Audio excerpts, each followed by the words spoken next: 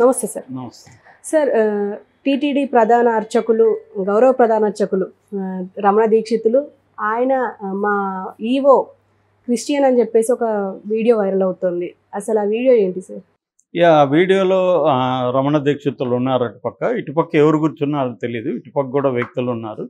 ఆయన మాట్లాడినట్టుగా ఉంది, వాయిస్ క్లియర్గా లేదు. అది ఆయన వాయిసేనా, ఆయన చెప్పిన డైలాగ్ అనేది కూడా క్లియర్గా లేదు వీడియోలో. కానీ దాంట్లో వినబడేది ఏం వినబడుతుందంటే, ఈవో ధర్మారెడ్డి క్రిస్టియన్ యాక్చువల్గా, ఆయన వేషభాషలు కూడా అన్నీ అలాగే ఉంటాయి.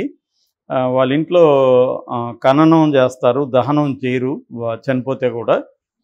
జగన్ కూడా క్రిస్టియనే కదా అనేది ఉంది. దాని తర్వాత అవినాష్ రెడ్డికి సంబంధించి ధర్మారెడ్డి పైరువీలు చేస్తుంటాడు. అట్లాగే చిన్నజీరు కూడా ధర్మారెడ్డి కాళ్ళకు మొక్కుతుంటాడు అన్న డైలాగ్ వెర్షన్ ఉంది. అది ఆయన చెప్పినట్టుగా కూడా క్లియర్గా ఏమీ లేదు. అది వెనకున్న వాళ్ళు చెప్పారా కావాలని ఇరికించడానికి అనేది కూడా డౌట్ వస్తుంది మనకే. రెండోది, ఆ వీడియోని ఎవరు పెట్టారో వాళ్ళు తీసేశారు కూడా ఇప్పుడు. ఎందుకంటే ఈయన ఖండన ఇచ్చాడు పబ్లిక్గా. మేబీ ఆయన వాళ్ళకి చెప్పుంటాడు, నేను పోలీస్ కేసు పెడతాను మీ మీద అని. పెడితే ఇప్పుడు ప్రూవ్ కావాలి కదా, ఆయనే చెప్పినట్టుగా ప్రూవ్ కాకపోతే వీళ్ళ మీద రాంగ్ కంప్లైంట్ వస్తుంది. సో కాబట్టి వాళ్ళు తీసేసి ఉంటారని నా అభిప్రాయం. ఇదంతా ఏంటంటే కావాలనే రమణ దీక్షిత్ తిరుమలలో ముందు నుంచి కూడా జగన్ ప్రభుత్వం వచ్చినప్పటి నుంచి అక్కడ ఏదో ఒక ఇది ఉంటే కూడా అది సిలువాకారంలో ఉందని ఇది చేయడం. ఇది ఎప్పటి నుంచో తెలుగుదేశం మీడియా, తెలుగుదేశం శ్రేణులు జగన్కి వ్యతిరేకంగా హిందువులని రెచ్చగొట్టడం కోసం తెలుగుదేశం, బీజేపీ, జనసేన ముగ్గురు కలిసి చేస్తున్నారు ఎప్పటి నుంచో. ఎవడైనా బుర్రనోడు అక్కడే సిలువ ఎందుకు పెడతారండి తిరుమలలో పోయి? ఇదంతా ఏంటంటే కావాలని చేయడం.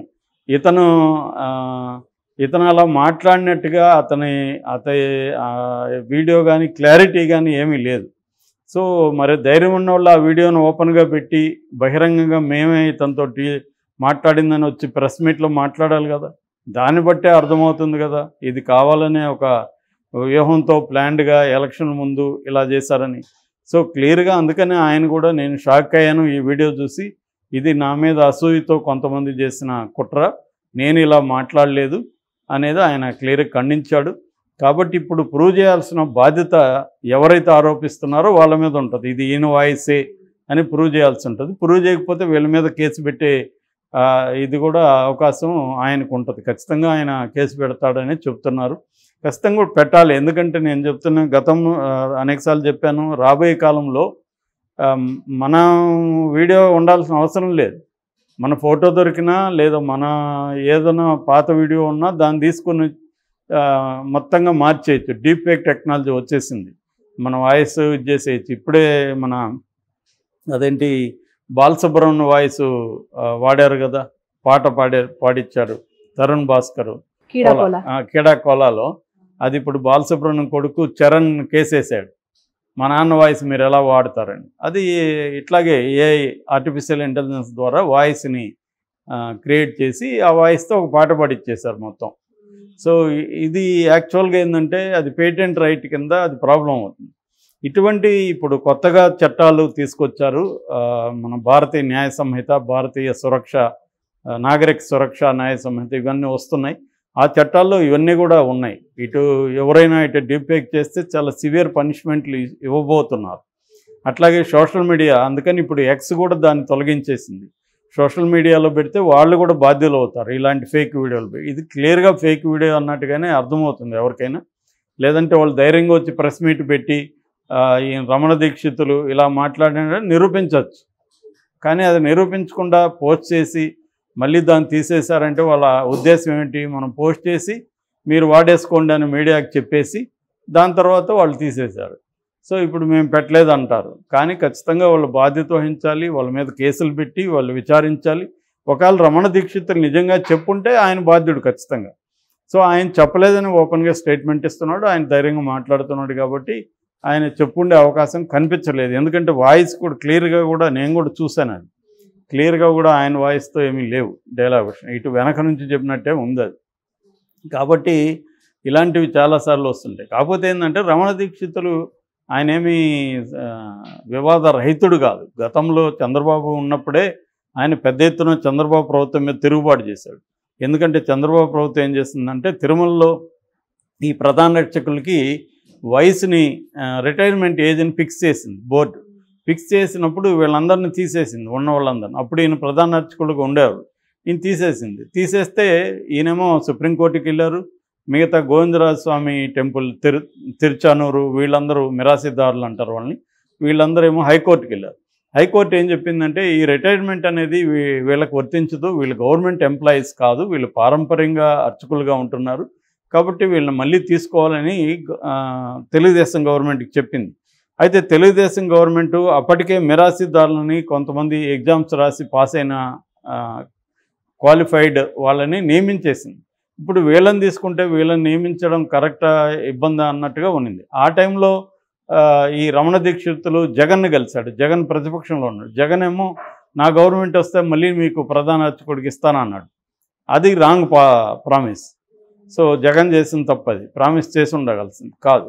సో జగన్ ప్రభుత్వం వచ్చినాక మళ్ళీ ఈయన అప్రోచ్ అయినప్పుడు జగన్ ఏం చేశాడంటే ఇప్పుడు ప్రధాన అర్చకుడికి ఇవ్వలేను కాబట్టి గౌరవ ప్రధాన అర్చకుడిగా ఈయనకి ఊరికే ఒక పోస్ట్ క్రియేట్ చేసి పెట్టాడు. ఇప్పుడు ప్రధాన అర్చకుడు వేణుగోపాల దీక్షితులు, ఇంకొక ఆయనేమో కృష్ణ శేషాచల దీక్షితులు. వీళ్ళిద్దరు కూడా ఇప్పుడు రమణ దీక్షితులు వీడియోని ఖండిస్తూ ఒక ప్రకటన ఇచ్చారు. వీళ్ళు చెప్పినంత అబద్ధం, ఆయన పక్కా హిందువు ధర్మారెడ్డి. ఖననము దహనం అనేది హిందువుల్లో కూడా కొంతమంది దహనం చేస్తారు, కొంతమంది ఖననం చేస్తారు. రెండోది ఏంటంటే అందరికీ కూడా కట్టెలు కొనుక్కోలేని వాళ్ళు కూడా ఉంటారు, వాళ్ళు కూడా పూడ్చిపెట్టేస్తారు. ఇప్పుడు మొన్ననే మా కజిన్ చనిపోయారు, ఆయన దహనం చేయలేదు, ఆయన పూడ్చే పెట్టారు నెలలో. అంటే మా ఫ్యామిలీస్లో అందరూ ఎవరు చనిపోయినా పూడ్చే పెడతారు, మరి అందరూ హిందువులే. కాబట్టి ఇదేంటంటే ఏదో ఒక డ్యూబియస్ ఆరోపణ చేసి ఇతను ఈవో క్రిస్టియన్ అంట అన్న దీన్ని క్రియేట్ చేయడం ద్వారా హిందువుల్లో జగన్ ప్రభుత్వం మీద వ్యతిరేకత క్రియేట్ చేయడానికి చేసిన ప్లాన్గా తెలుస్తుంది. ఇది గతంలో కూడా అనేకసార్లు చేసి ఫెయిల్ అయ్యారు. అయినా మళ్ళీ ఎక్కడో చోట ఎంతో కొంత మేనేజ్ చేయలేకపోతామా అన్నట్టుగా చేస్తున్నారు. ఇది ఖచ్చితంగా ఫేక్ వీడియో అనే మనం చెప్పచ్చు. ఇదొక టీ కప్పులో తుఫాన్ లాంటిది తప్ప అంతకంటే ఏం కాదు. ఎందుకంటే ఇప్పుడు ఆయన క్రిస్టియన్ అయితే ఆయన సర్టిఫికేట్లు ఉంటాయి, ఆయన అన్నీ ఉంటాయి కదా, లేకుండా ఆయన ఐఏఎస్ ఎట్లా అవుతారు, తెలియకుండా ఉంటుందా? సో ఇదంతా ఏంటంటే తెలిసినా కూడా ఏదో ఒక బదనాం చేయాలి అనే ఎందుకంటే మొన్న ఈయన యాత్ర డైరెక్టర్ అదే అన్నాడు, మేము బురద పూసే వరకు మా పని, నువ్వు కడుక్కుంటావా స్నానం చేస్తావా నీ సంగతి అది చూసుకో అన్నట్టుగా ఇవాళ మీడియా తయారైందండి. అందులో భాగమే దీన్ని ఆల్రెడీ ఖండించారు. జగన్కి కూడా ఇది కావాల్సిందే, ఎందుకంటే జగన్ అతన్ని కానీ పెట్టుకోకుండా ఉంటే ఇప్పుడు బయట ఉండేవాడు. ఇప్పుడు ఉండడం వల్ల ఈ విషయాలంతా నిజానికి చంద్రబాబు అతను తీసి పక్కన పడేసినప్పుడు జగన్ కూడా గమ్మున ఉండొచ్చు కదా. జగన్ తీసుకొచ్చి అతను పెట్టాడు. అతను ముందు నుంచి వివాదాస్పద వ్యక్తే రమణ దీక్షితులు. ఏ గవర్నమెంట్ ఉన్నా ఈ లొల్లి మామూలుగా చేస్తూ ఉంటాడు. ఇప్పుడు కూడా అతను గౌరవం కాపాడుకుంటూ గౌరవం ఉండాల్సిన అతను అనేక సార్లు వీళ్ళతో గొడవపడ్డం అర్చకులతో. ఆ మధ్య కూడా అక్కడ ఉన్న ఉత్సవమూర్తులను అన్నింటినీ యాక్సిడెంట్ అయినట్టు కింద పడేశారని కూడా ఆయన మీద విమర్శలు వచ్చాయి. ఇటువంటి కొంచెం చీప్ ట్రిక్స్ ఆయన చేస్తుంటారు. అందువల్ల ఇప్పుడు ఆయన మీద ఇది చెప్పుంటాడులే అనేది నమ్మడానికి కూడా అదొక కారణం, ఆయన గత ఇది ఒక కారణం అన్నమాట. ఏదేమైనా ఇది ఒక టీ కప్పులో తుఫాన్ తప్ప అంతకంటే ఏం కాదు.